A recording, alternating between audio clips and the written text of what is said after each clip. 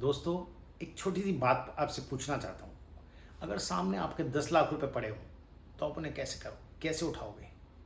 उसके लिए आपको उसके पास जाना पड़ेगा ना। खाना खाने के लिए भी आपको हाथ चलाने पड़ते हैं। मानते हैं ना आप मेरी ये बात? तो यार, हम क्यों नहीं अपने ऊपर मेहनत करते? आप यदि अपने ऊपर मेहनत करोगे तो जीत जाओगे ना यार, सेल्स कर पाओगे ना, या किसी भी क्षेत्र में आप अपने आप को विजयी पाओगे, या कैसी ही परिस्थितियों में आप अपने आप को संभाल पाओगे। मानते हो ना ये वाली बात मेरी आप? आपको एक छोटी सी स्टोरी उसको आगे करते हैं जो हमने पिछली वीडियो में बनाई थी। जब जापान के ऊपर अमेरिका ने एटम बम गिराया तो वो एकदम से तहस नहस हो गया था, पूरा ख़त्म हो गया था जापान। उस समय उसमें इतनी नागासाकी और हिरोशिमा में इतनी ताकत नहीं थी कि वो उसको संभाल पाए। इतनी बुरी हालत हो गई थी उस सिटीज़ की, दोनों की। उस समय पे जापान एक कितना समृद्ध देश जो पहले था वो ख़त्म हो गया था। उस समय उन्होंने बहुत ज़्यादा ताकत थी उनमें, लेकिन उन्होंने अपने ऊपर काम किया। उसके बाद भी उन्होंने अपने आप पर काम किया और एक तकनीक को ऐसी विकसित किया जिससे पूरा विश्व आज की डेट में उनको जानता है कि ये टेक्निकली क्षेत्र में बहुत ज़्यादा स्ट्रांग है। तकनीक उनके बहुत ज़बरदस्त होती हैं, उनकी कारें, उनके या पार्ट्स या उनकी जो मशीनरीज हैं वो सब विश्व में अव्वल नंबर पे आती हैं, किसी भी देश को टक्कर दे रही होती हैं। ऐसा करके उन्होंने अपने आप को बनाया। आज पूरा विश्व पर्यावरण के रक्षक के रूप में उनको देखता है। आज विश्व में सबसे ज़्यादा जीने वाले लोग जापान में हैं। जापान के लोग सबसे ज़्यादा पोलाइट होते हैं। आपको पता है जापान कितना ज़्यादा समृद्ध है, कितना ज़्यादा आगे बढ़ चुका है? क्यों बढ़ा? क्योंकि उन्होंने समझ लिया था इस बात को कि यार, अगर हम अपने ऊपर काम नहीं करेंगे तो शायद हम ख़त्म हो जाएंगे। ऐसे ही हमें भी अपने ऊपर काम करने की ज़रूरत है। और अगर हम अपने ऊपर लगातार काम करते रहे, क्या आपने कभी सोचा है यार कि आप जब सेल्स पिच करना शुरू करते हैं या अपॉइंटमेंट पहले लेना शुरू करते हैं तो आप सबसे पहले क्या करते हैं? कभी सोचा है आपने? आपको क्या करना चाहिए, मैं एक छोटा सा आपको एग्जांपल देता हूँ।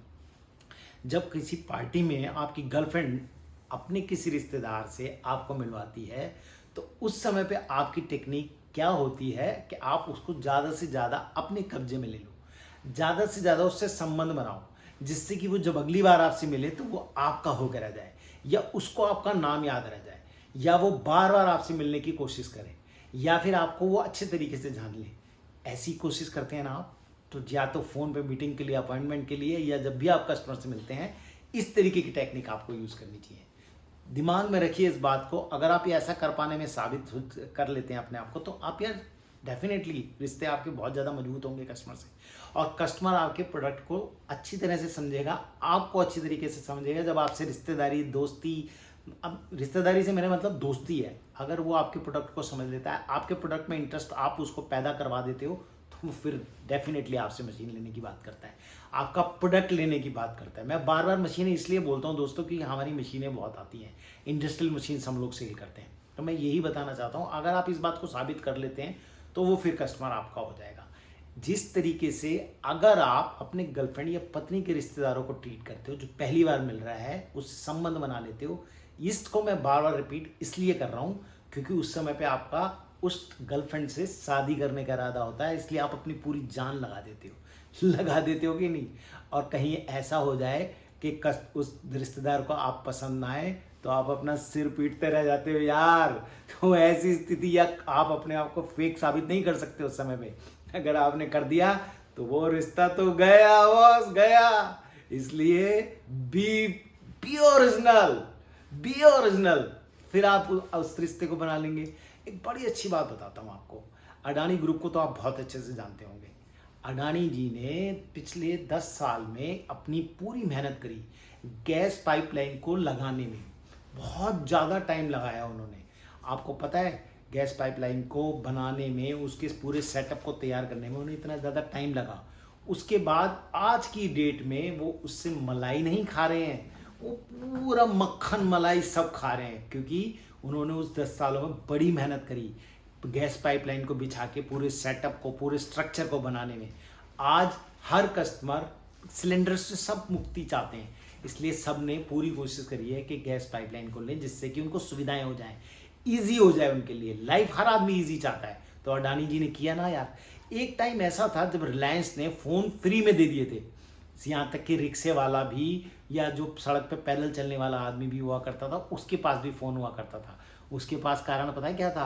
अंबानी जी ने, मुकेश अंबानी ने फ़ोन फ्री में दे दिए थे, तो आप इस बात का अंदाज़ा लगाओ, लेकिन बाद में रिचार्ज करा करा के उनसे वो पैसे कमाने लगे थे। एक टाइम के बाद ऐसा आया था कि उन्होंने इतना ज़्यादा फ्री बांट दिया था कि सब लोग समझ गए थे कि ये टेक्निक अच्छी है, यानी कि वो उस पर बहुत अच्छा काम नहीं कर पा रहे थे।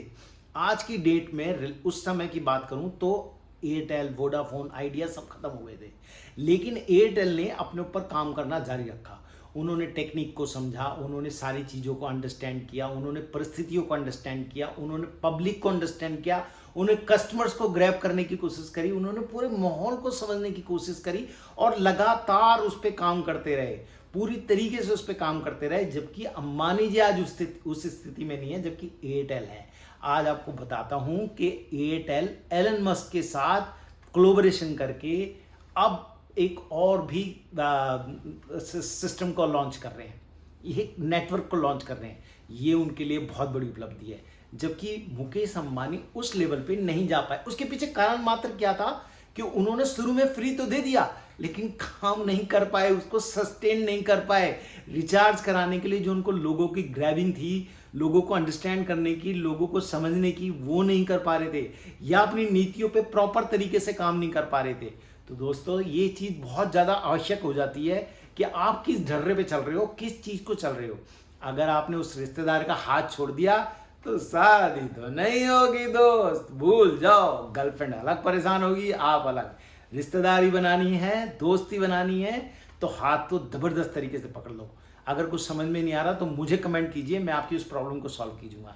सब्सक्राइब कीजिए, लाइक का बटन दबाइए और बेल आइकॉन दबाइए, और दोबारा मुझसे मिलने के लिए बने रहिए मेरे इस चैनल पर। मुझे पूरा विश्वास है कि आप बहुत ज़बरदस्त तरीके से हर परिस्थिति को जीत पाएंगे। मुझे मौका दीजिए और मिलते रहिए। Thank you very much.